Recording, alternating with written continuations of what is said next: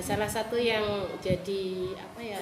Ya saya kadang merasa beruntung itu bukan kok karena apa-apa ya, apalagi wis yang berbau apapun tidak, tapi gairah hidupnya, vitalitas hidup gitu ya, yang sering beliau sampaikan itu ketika saya ingat itu jadi apa ya, oh ya Allah, apa aja sudah apa saja usia segitu masih begitu.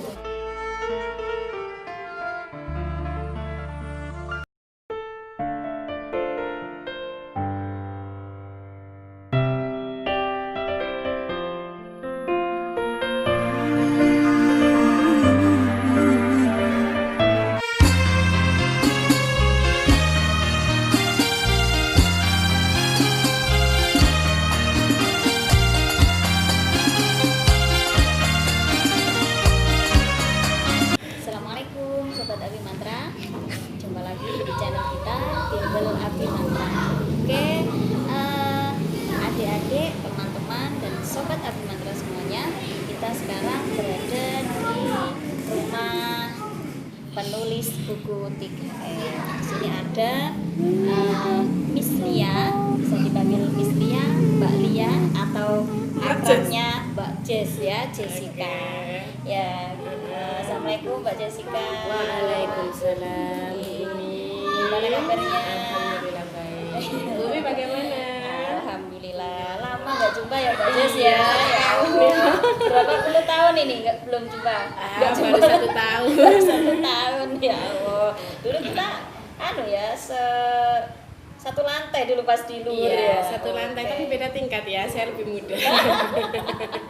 Tapi saya lebih imut dong. Oke.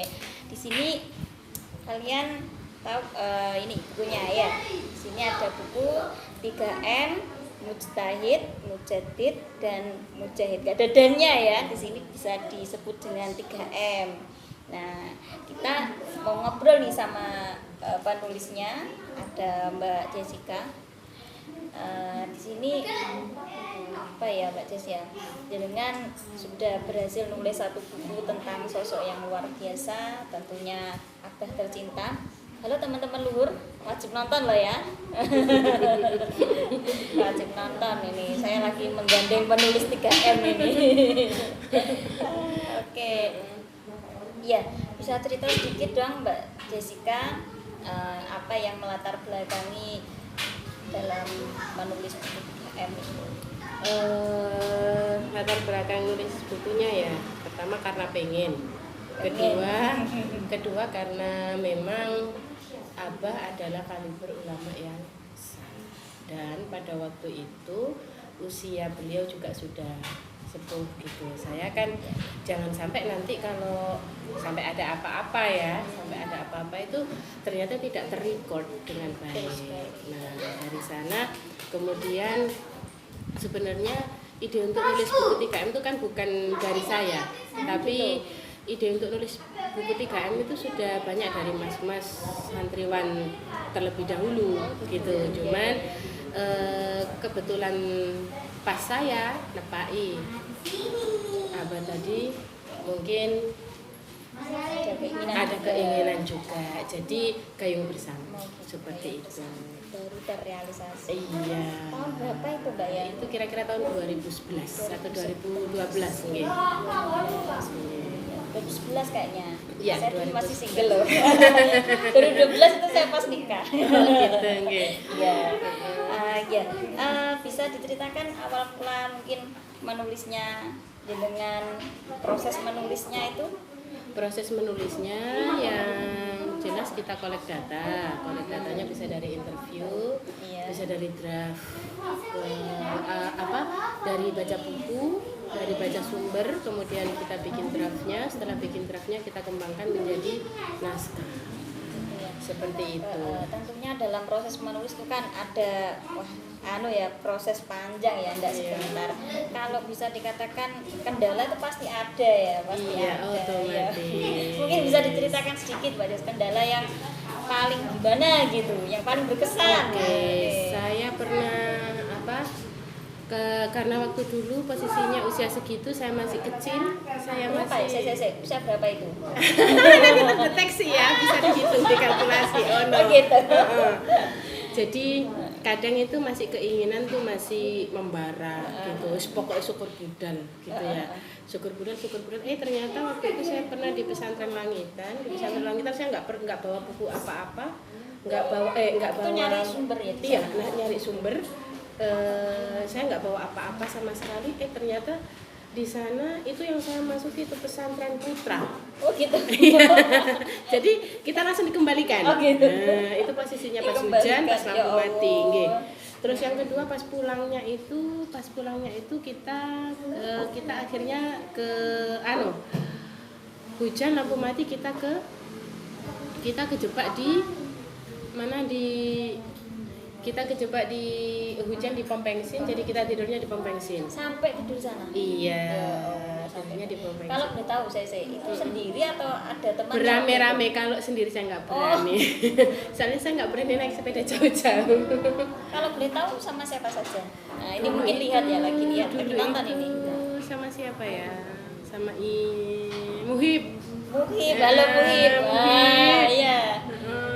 Sama siapa lagi? Siapa ya? Mas Arif seperti. Oh, enggak. Mas Arif ya. Lupa. Iya. Banyak yang lupa. Tapi rame-rame ya pastinya. Iya, rame-rame. Maksudnya selain Muhib ada yang perempuan. Oh, ada perempuannya juga. Iya. Terus? Ya. Iya. Saya dulu udah ikut ya, Mbak ya. Saya dulu kayaknya masih itu deh, minum. Mbak Umi khusus interview yang di pondok ya. Oke. Kalau dari judul itu kan 3M ya Mbak ya. Kira-kira judulnya itu ibaratnya gini, inisiatif Mbak Jessica sendiri atau dari Abah atau gimana ini untuk judul? Untuk judul itu sebenarnya dari apa ya? Jadi waktu itu kita propose judul yang sekiranya apa gitu ya, yang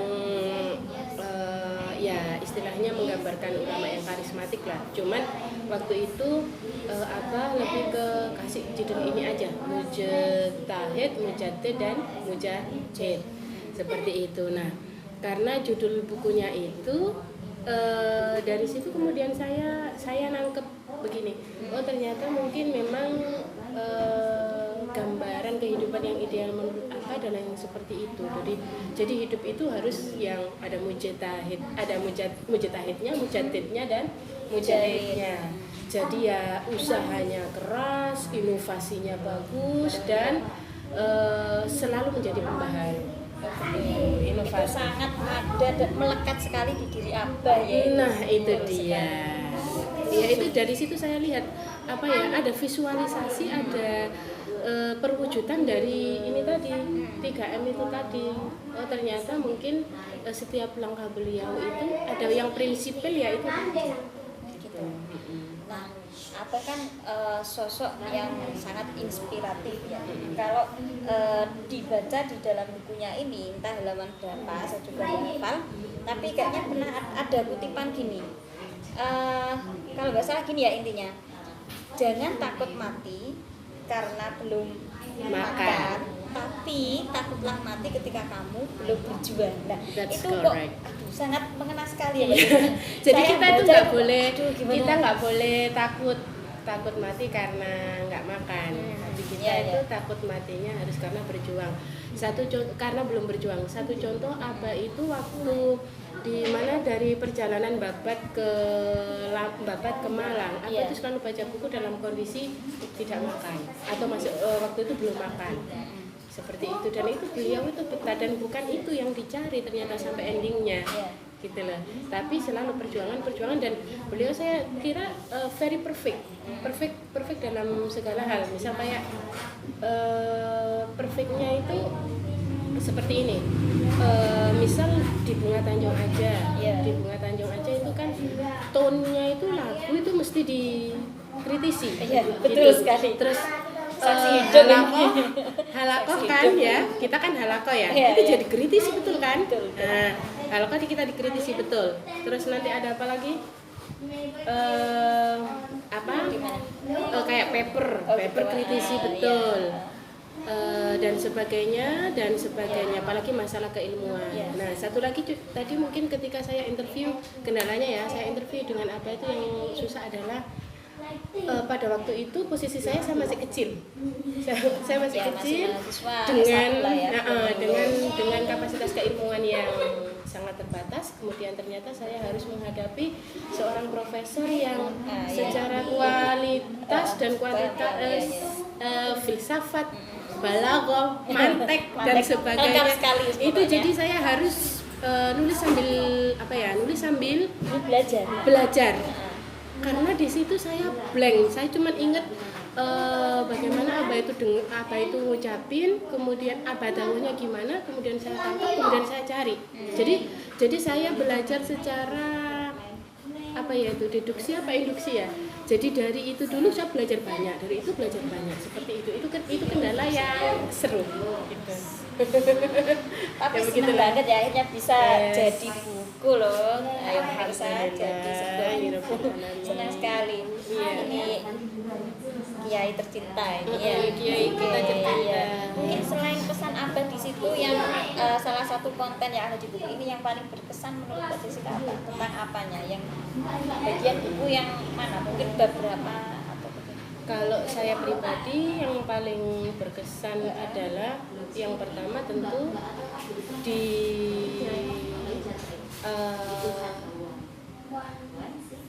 semangat juangnya, di bagian semangat juangnya, kemudian bagaimana beliau itu nggak makan tapi tetap maksudnya secara makannya itu sangat terbatas tapi rutinitas aktivitasnya itu sangat banyak.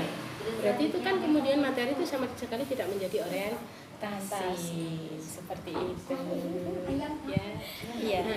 Pokoknya banyak sekali pelajaran yang bisa diambil. Setiap halaman demi halaman ini banyak ilmu yang bisa diambil. Luar biasa ya. Yang membuat saya merasa beruntung adalah karena itu kan wafat kira-kira kurang 1 atau 2 tahun ya. Oh ternyata setelah ini ya, iya, setelah buku ini jadi. Iya betul. Nah ternyata saya bisa very close, saya bisa sangat dekat dengan beliau, cerita banyak, maksudnya dapat pengalaman yang banyak dari beliau. Itu yang sangat ini. Saya juga alhamdulillahnya kok sudah jadi sudah ini jadi ya gitu ya, betul.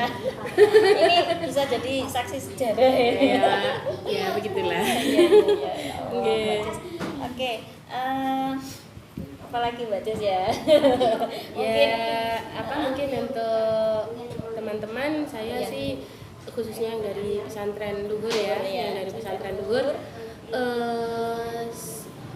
yang jadi pikiran saya sekarang itu adalah Sunan Parapen. Gitu. Yang jadi pikiran saya sekarang adalah Sunan Parapen. Kenapa Sunan Prapen itu jadi pikiran saya? Karena dulu pertama kali yang mugar adalah Lembaga Tinggi Pesantren Luhur Malang. Itu yang bikin masjidnya di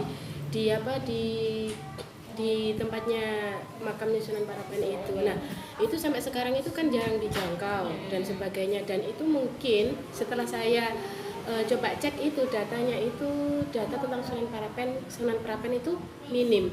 Dan kebetulan di sini Sunan Prapen itu adalah pelantik raja-raja Islam Jawa yang membawa Giri itu menjadi sangat jaya. Nah, itu kan kalau menurut saya ya, dan kan sering jadi wasilahnya apa?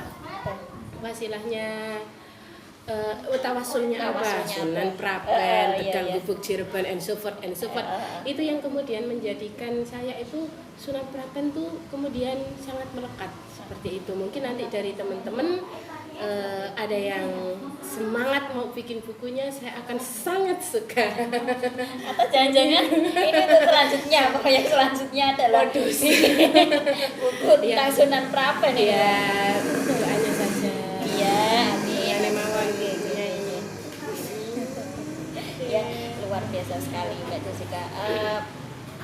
Kalau berbicara tentang Butur ini tidak lepas dari pesantren Luhur ya. Iya, betul. Kalau kebetulan ini kita sama-sama santri Luhur ya dulu. Iya. Terus kira-kira mungkin pesannya jenengan selama di pesantren luhur yang paling gimana gitu ya, paling diingat, paling luar biasa ketika masih menjadi santri luhur gitu? Adalah saya harus rapat sampai jam 12, kemudian jam 3 bangun badali halaqah salat Karena posisinya jadi lead. departemen penelitian dan pengembangan. Nah itu dia. Biasanya kita sama ya waktu itu. Betul. Ya Allah, ya tapi itu sangat berarti, Iya sangat betul. berkesan Kalau nggak untuk begitu kita. mungkin ini ya. Iya, iya. Nggak begitu berkesan jadinya ya. Paling tidak kita apa ya? Ada sedikit apa ya? Kecipratan gitu ya, kecipratan girohnya apa yang Iya, luar betul. biasa itu, Masya Allah. Itu. Nah, salah satu yang jadi apa ya?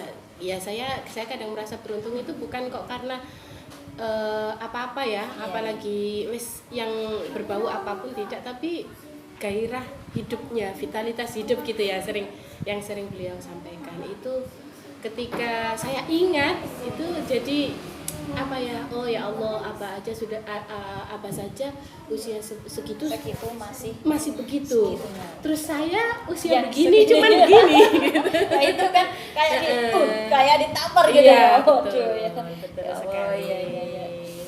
Luar biasa sekali. Ya, Jess.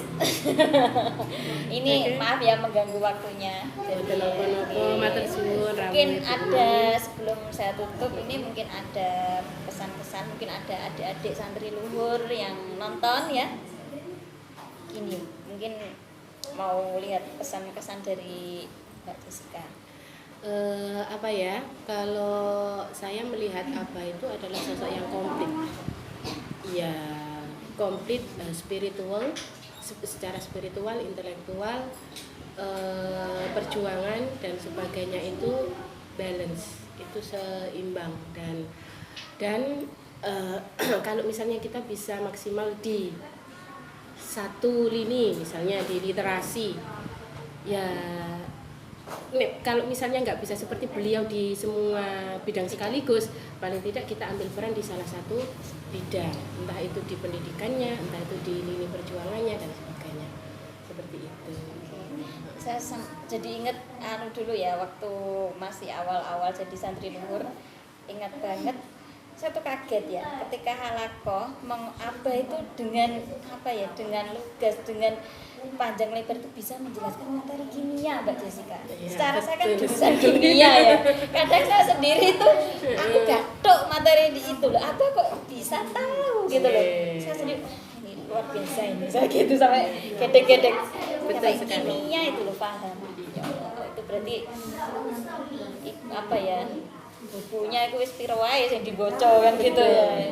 Jarang tidur, banyak baca buku. Nah itu maksudnya untuk memiliki pola hidup yang seperti itu kan butuh latihan yang sangat keras. Psikologi behavior rasa beliau ya yang sering kita dengar waktu halaqah seperti itu. Oke, ini mungkin adik-adik Abi Mantra yang nonton, adik-adik Alamin disebut semua ini ya. Amin. Ini bisa menjadi pelajaran, pengalaman buat adik-adik semua. Pokoknya di era globalisasi saat ini ya, apalagi HP itu jangan sampai kalah ya adik-adik. Luar biasa ini. Buku 3M. Kapan terbit lagi? Iya. Kapan terbit lagi? Nah, semoga itu segera ya lanjut. Lanjut. Atau mungkin Bu Umi mau nulis buku. Saya nulis buku tentang apa? Oke, dilanjutkan buku Sunan Papen kalau gitu ya. Amin. Amin. Oke, terima kasih Mbak Jessica atas waktunya. Sama-sama. Semoga apa yang kita diskusikan malam ini bisa bermanfaat untuk kita semua. Amin. Terima kasih. Alhamdulillah hari ini Al-Amin kedatangan punya Ina dari Abi Mantra. Oke, terima Melangkah. kasih. Terima kasih Sobat Abi Mantra dan semua pecinta pesantren luhur. Sekian dulu, jangan lupa like, comment, subscribe, dan share jika video ini bermanfaat untuk Anda. Oke, terima kasih. Assalamualaikum warahmatullahi wabarakatuh. ضياء منه القمر يستحي كل النساء تود أن تكون مثل